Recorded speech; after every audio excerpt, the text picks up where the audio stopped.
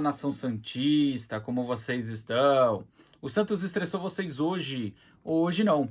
Meu nome é Gabriel Zupo do canal Sincero Santos. Não se esqueçam de se inscrever no canal, curtir e compartilhar o vídeo e ativar o sininho.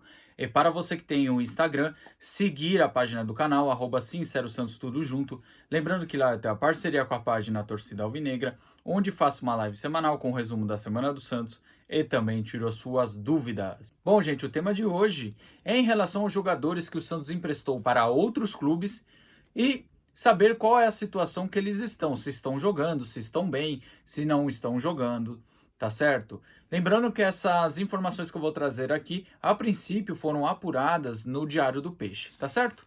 Então, vamos à lista dos 12 jogadores que estão emprestados. Então eu vou começar pelo John, que está emprestado ao Inter com opção de compra até o fim do ano. Bom, o John tem alternado entre titular e reserva com o goleiro Kehler.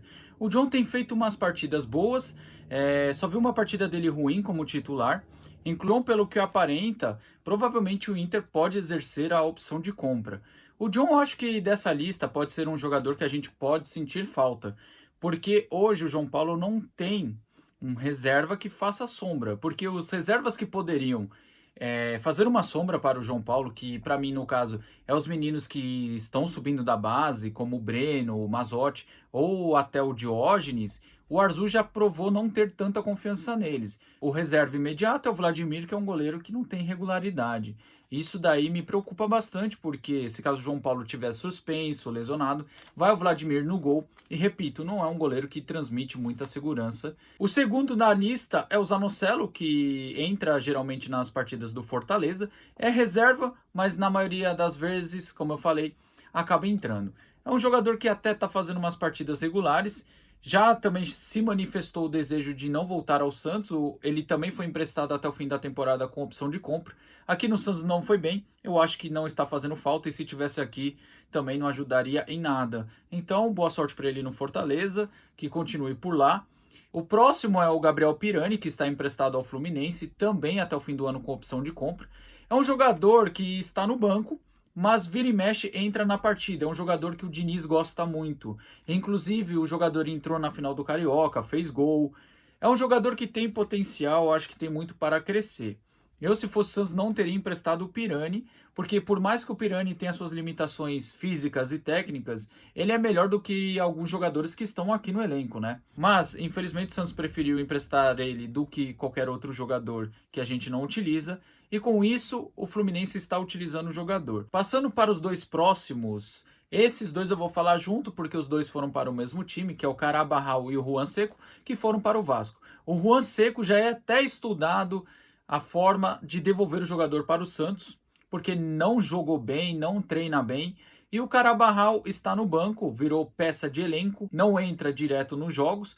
Então, um virou peça de elenco e o outro não é nem relacionado. Estão mal. Agora, vou para os jogadores que estão na Série B, que é o caso do zagueiro Jonathan, que está no ABC. Ele é titular no ABC, mas não vem jogando tão bem. Inclusive, o ABC está na zona de rebaixamento da Série B. O outro que também está atuando pela Série B é o nosso querido William Maranhão, que está no Ceará. O Ceará que também não faz uma boa Série B. Ele foi titular no jogo Ceará e Novo Horizontino no Castelão, onde o Ceará conseguiu perder por 3-0 do Novo Horizontino. Isso prova que o Maranhão não está bem lá e o Ceará muito menos. E por fim, na Série B, nós temos o Lucas Lourenço, que está no Botafogo de São Paulo, que nem foi relacionado na última partida. Agora, passando para os jogadores da Série C, temos dois. O Derek, que era um zagueiro que não tinha muita oportunidade aqui, não ia bem nem nos jogos do Sub-20, não tinha espaço no profissional. Como eu já tinha falado, como ele ia mal nos jogos do Sub-20, não dava para confiar nele no profissional. Ele foi emprestado para o Pouso Alegre, onde no último jogo ele não foi nem relacionado. O outro que está jogando a Série C é o Alanzinho, que está no São Bernardo, onde o Zanardi faz um grande trabalho. O São Bernardo tem expectativas para o acesso da Série B. É um jogador que virou peça de elenco lá para o ataque do Zanardi. Então é um jogador que é relacionado, sempre está no banco, como uma opção para jogo. Agora, os últimos dois que eu gostaria de citar aqui são dois jogadores que estão na Série D. O primeiro é o Mikael, que está no São Joséense. E inclusive esse Mikael não foi nem relacionado no último jogo do Joséense. E o Andrei Quintino, que está no 15 de Piracicaba, ele atuou como titular no jogo contra a Ferroviária pela Série D. Bom, são dois jogadores mais novos, assim, jogadores que não tiveram oportunidade no elenco principal. Então fica difícil julgar aqui a qualidade dos jogadores, porque eu só vi os jogadores atuando pela base. E na base, como eu falo para vocês, na base o futebol é uma coisa, no profissional é outra. Então são dois meninos novos que a gente precisa observar melhor antes de julgar. Só que assim, são jogadores que estão pegando agora experiência em uma divisão menor, que é a Série D, tá certo?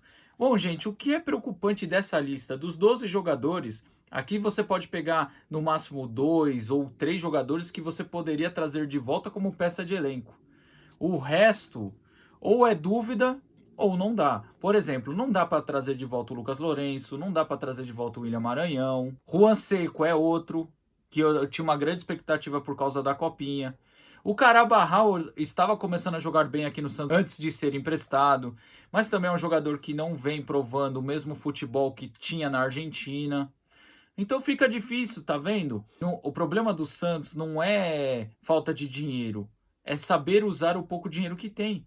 Esses 12 jogadores faziam parte do elenco do Santos. E querendo ou não, alguns jogadores aqui, o Santos pagou multa rescisória. Por exemplo, o Carabarral. O Santos pagou 8 milhões. Isso prova que a falta de planejamento da diretoria é grande, que eles não sabem nada de futebol. Em relação aos mais novos, como eu falei do André Quintino, do Mikael, o Alanzinho, como são jogadores muito novos, não tiveram tanta oportunidade no profissional, o Alanzinho teve até mais e não foi bem, é difícil a gente ficar julgando. Agora, se eu pegar toda a lista aqui, prova que o Santos fica com jogadores limitados, jogadores meia boca, e o pouco dinheiro que tinha foi mal gasto, tá certo? Bom, gente, o vídeo de hoje é esse aí. Tamo junto, até a próxima e sempre Santos.